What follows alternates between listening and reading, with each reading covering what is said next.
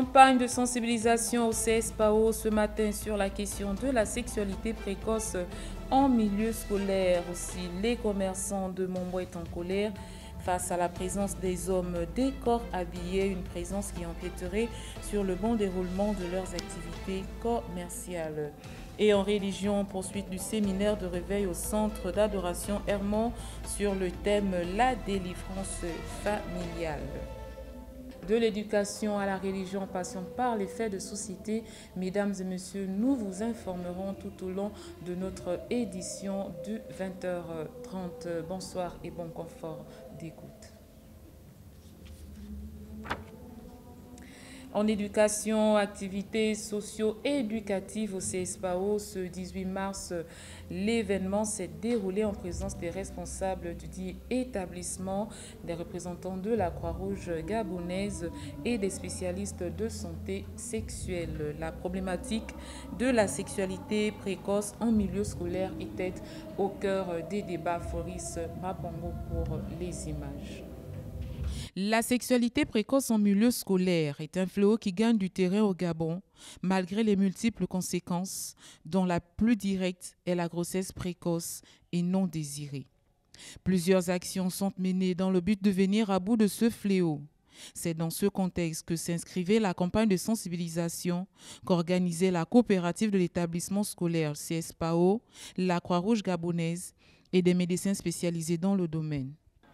Effectivement, la Croix-Rouge, dans son rôle docteur d'appui au pouvoir public et dans le cadre de son partenariat avec l'OCEAC et le PPSAC, nous menons des activités sur les changements de comportement, d'où notre venue ici. L'objectif vraiment, c'est de permettre aux élèves de changer de paradigme de comportement afin de ne pas affecter non seulement leur santé, mais leur scolarité. Voilà, c'est pourquoi on m'a invité aujourd'hui, c'est pour parler des IST, les infections sexuellement transmissibles en milieu scolaire.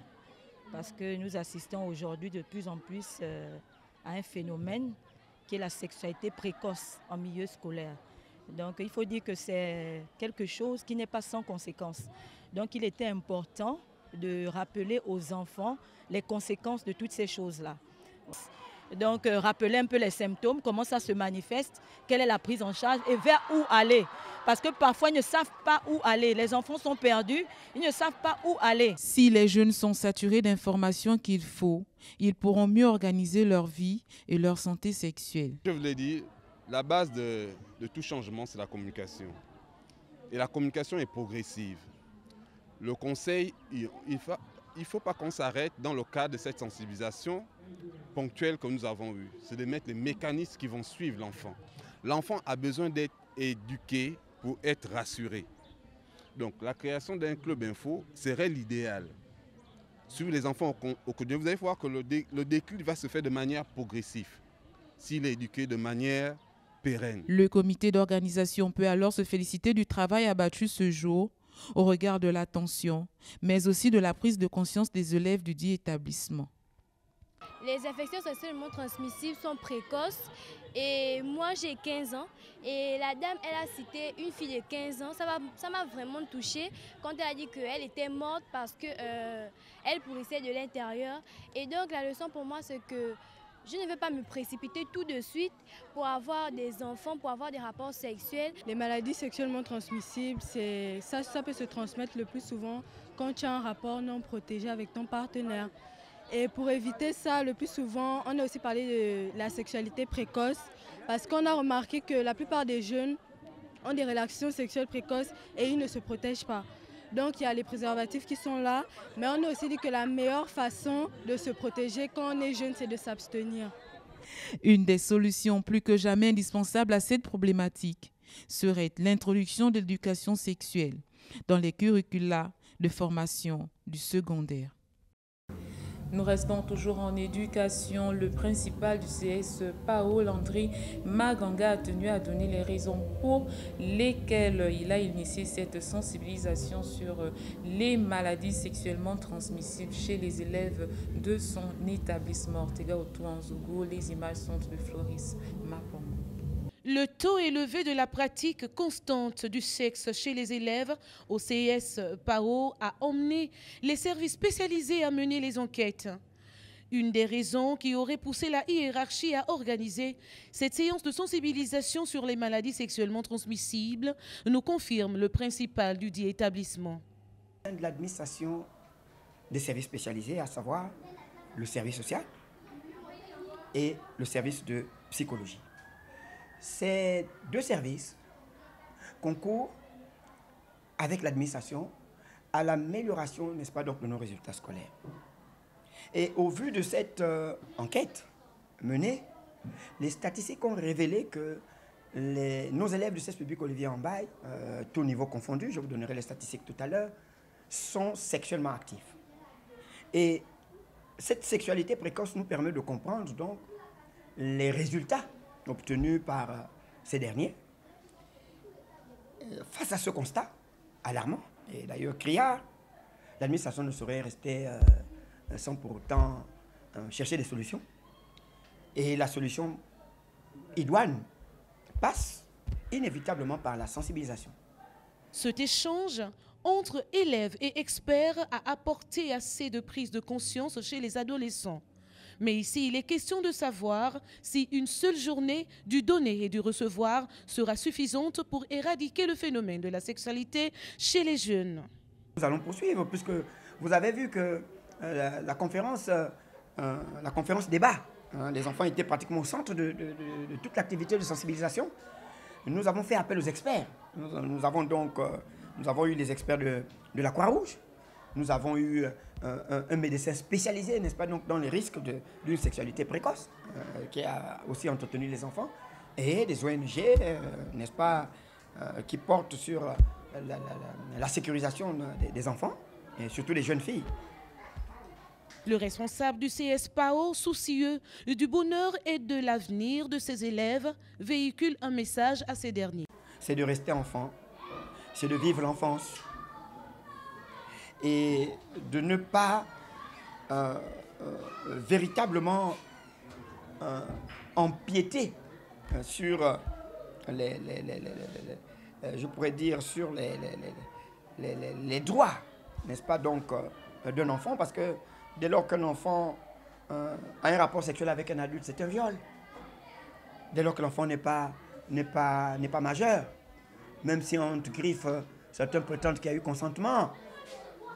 Donc pour moi, ce serait d'abord que ces enfants reviennent à cette réalité, que ce sont des enfants et qu'ils ont, n'est-ce pas, donc, à se forger, à se former pour être de véritables citoyens de demain et faire honneur à leurs parents.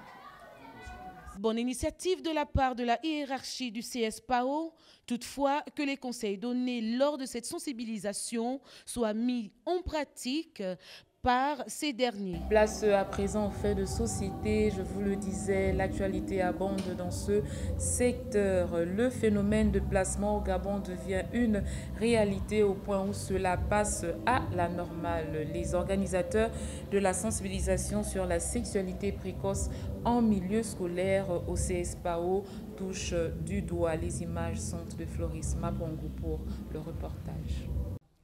Le commerce du sexe est devenu un marché générateur de revenus considérables au Gabon. Le pire, c'est que cette pratique autrefois entretenue par les adultes tient à prendre de l'ampleur chez les jeunes Gabonaises, et ce, grâce aux réseaux sociaux et autres moyens. C'est à croire que le plus vieux métier du monde va encore de vieux os aujourd'hui. Les phénomènes très accrus, comme en ce moment on parle plus de placement, qui est une forme de prostitution assez sournoise, parce qu'on ne peut pas l'identifier. Il est difficile de l'identifier. Hier, ma fille m'a interrogée sur quelque chose. Elle me dit, maman, c'est quoi les placements? Elle a 12 ans. Elle me dit, c'est quoi le placement? Je lui ai demandé, où as-tu entendu parler de ça? Elle me dit, il y a une vidéo ou un audio viral sur les réseaux sociaux. Donc, c'est pour dire que vraiment les réseaux nous précèdent. Parce que la jeune fille a une place de choix au sein de la société, les organismes se fixent des défis. Les partenaires, ensemble, on essaie de voir comment résorber, donc réduire ce phénomène qui impacte vraiment dans les comportements de nos enfants. Les jeunes filles, toujours les chiffres, les indicateurs vont de même, toujours 2 fois plus impactées. Donc elles ont un rôle axial dans ce phénomène-là. Elles ont le levier des décisions. Pourquoi on parle d'aspect genre c'est la femme qui est au centre de la matrice de la vie. Donc, elles doivent prendre conscience que leur rôle en tant que donneuse de vie est important. C'est pour ça que je mets un accent sur les jeunes filles, sur leur responsabilité pour l'avenir de demain. Ce secteur d'activité tente de s'expliquer par le chômage qui rend les conditions de vie difficiles, surtout pour certaines jeunes filles, souvent oubliées de la société. Vivement que des solutions soient fortement trouvées pour traduire en justice tous ceux qui se prennent à ce jeu malsain.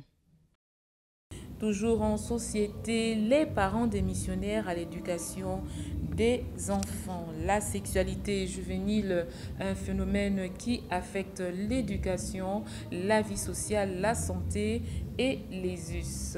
Dans la société africaine, la sexualité est un sujet tabou.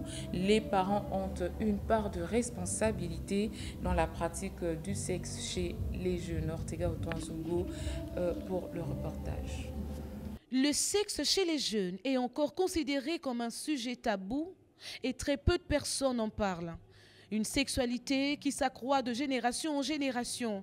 Certains établissements de la capitale gabonaise ont payé le prix fort pour l'éducation de leurs élèves au moyen des séances de sensibilisation en vue d'attirer l'attention de ces jeunes qui devront adopter des comportements raisonnables.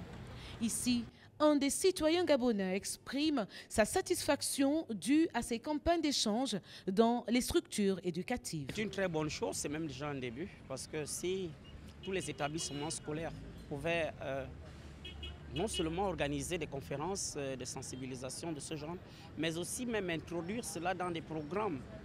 Chaque trimestre, qu'on puisse pouvoir faire une journée de réflexion sur la sexualité, ou alors introduire ça dans les programmes de tout azimut, programme de SVT, programme de langue, programme d'anglais, histoire, genre et tout, pour que, vous savez, une société qui se verse précocement dans la sexualité est une société qui rentre directement dans la sensibilité. Qui dit sensibilité dit manque de raison, elle rentre dans l'émotion, et une société qui est pleine d'émotions ne pense plus. Donc le problème de la sexualité est un problème crucial qu'on devrait insérer dans les programmes scolaires. Le manque d'attention, de communication en milieu familial favoriserait cette situation assez déplorable. Les jeunes sont précoces sexuellement parce qu'au niveau de la famille, on n'a pas posé des jalons, on n'a pas posé des bases éducationnelles sur la sexualité parce que la sexualité est centrale dans la personne, dans l'être humain. Elle est même psychologique. Freud disait que l'homme est essentiellement libidinal, c'est-à-dire il est essentiellement sexuel. Donc c'est quelque chose qui devrait préoccuper les parents vis-à-vis de leurs enfants, à pouvoir leur donner une éducation qui leur permet de maîtriser les pulsions de leur corps, parce qu'en réalité, on ne peut pas s'en échapper. Les jeunes sont impactés par le sexe. Les parents seraient en partie responsables de ce dérapage. Les parents aussi ont une part de responsabilité. Ils doivent veiller de tous azimuts à ce que leurs enfants consomment, qu'ils fréquentent, qu'est-ce qu'ils ont avec eux, pouvoir fouiller même leur chambre et leur sac. Parce qu'en réalité, si vous ne leur donnez pas un téléphone, ils vont s'en acheter par les petits 1000 francs 500 de taxi que vous leur donnez, ils vont économiser, ils vont en acheter. Ils vont donc verser dans la curiosité et du coup, ils vont se faire des amis en ligne et du coup, ils vont apprendre des choses que vous ne leur avez pas appris. Le rôle de l'éducation sexuelle est tout aussi important car cela implique des connaissances et des compétences utiles liées à des questions essentielles de la vie. Le manque d'éducation pousse ces jeunes dans la dépravation abusive. Alors, tout comme les éducateurs scolaires, les parents sont les premiers moteurs d'encadrement auprès de leur progéniture.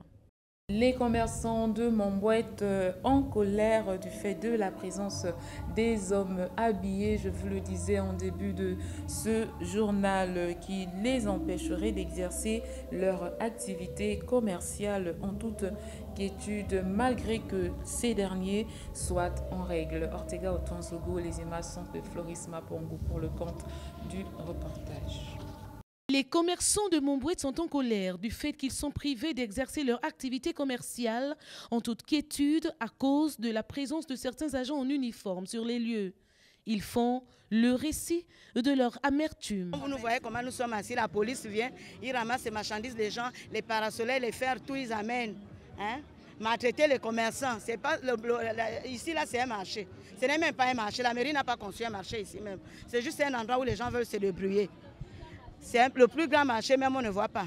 Mais là, quand on trouve un moyen de venir se débrouiller, ils viennent nous déranger, jeter la marchandise dans les caniveaux, arracher les parasols, shooter même les gens. C'est pas normal. Le marché Montbouet, un lieu qui permet aux uns et aux autres d'exposer leurs marchandises afin que ces débrouillards puissent avoir de quoi nourrir leur famille. Pourtant, ils prétendent être en règle et ne comprennent pas cette attitude abordée par certains agents sur le terrain.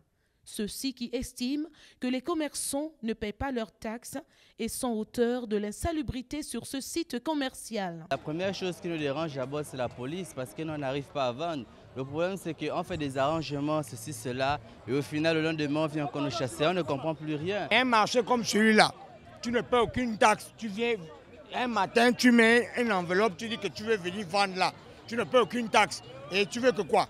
Que la mairie te laisse, la police n'a qu'à travailler, ils travaillent bien même, parce qu'il faut les enlever même. Parce que c'est sale, un marché c'est comme ça, vous aussi même à Paris, moi j'étais à Paris, c'est pas comme ça. On paye les tickets, on paye la mairie, on paye les tickets de 300, le nettoyage on paye tout. Le commerçant en règle, même le droit de place on paye, hein? On paye tout, le commerçant en règle. On ne voit pas là où ils peuvent se plaindre pour dire que non, ils ont demandé telle chose, on n'a pas donné. La meilleure des choses, quand il y a un souci comme ça, ils viennent s'entendre avec les commerçants que voilà ce qu'il faut faire, on va trouver la solution. Au lieu de venir déranger les gens à tout moment, ce n'est pas bon. À chaque fois, c'est comme ça. Il faut casser les marchés, il faut faire ceci. Et c'est ce qui a fait en sorte que les marchés, d'autres ont créé les marchés partout par là, ils ont charbonnage à cause de casser la gare routière et ce n'est pas normal. Pour que la partie défavorisée reprenne forme dans son activité, le respect en vigueur aux autorités devrait être mis en application. Toutefois, certains agents sont invités à exprimer un comportement moins dur envers ses pères et mères de famille. À présent, un mot de religion, comme je vous l'annonçais au sommaire, 4e jour du séminaire de réveil sur le thème « La délivrance familiale ». Le révérend Gustave Ambende a apporté un message d'encouragement aux fidèles qui ont passé des temps forts dans la prière de combat. Ortega Otuanzogo pour le récit. Prière du juste et d'une grande efficacité. Lors de la 4e soirée du séminaire sur le thème « La délivrance familiale », les familles meurtries, découragées, ont été relevées par des paroles prophétiques. Je descends. Même dans la vallée, les ossements desséchés. Après ces temps de déclaration, place au temps fort de prière. Je suis sauvé, moi.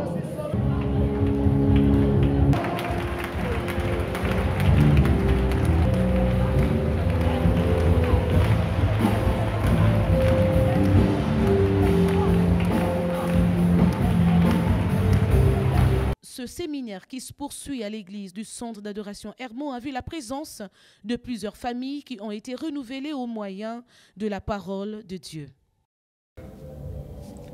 Voilà qui vient ponctuer l'actualité du vendredi 18 mars 2022. Place à présent au rappel des titres. Campagne de sensibilisation au CSPAO ce matin sur la question de la sexualité précoce en milieu scolaire. L'actualité abondante dans le domaine des faits de société. Les commerçants de Montbouet en colère face à la présence des hommes habillés, une présence qui empiéterait sur le bon déroulement de leurs activités commerciales. Enfin, nous avons parlé de la poursuite du séminaire de réveil au centre d'adoration Hermon sur le thème « La délivrance familiale ». J'ai encore été ravie d'être à vos côtés tout au long de cette semaine. Je vous dis au revoir et à la prochaine.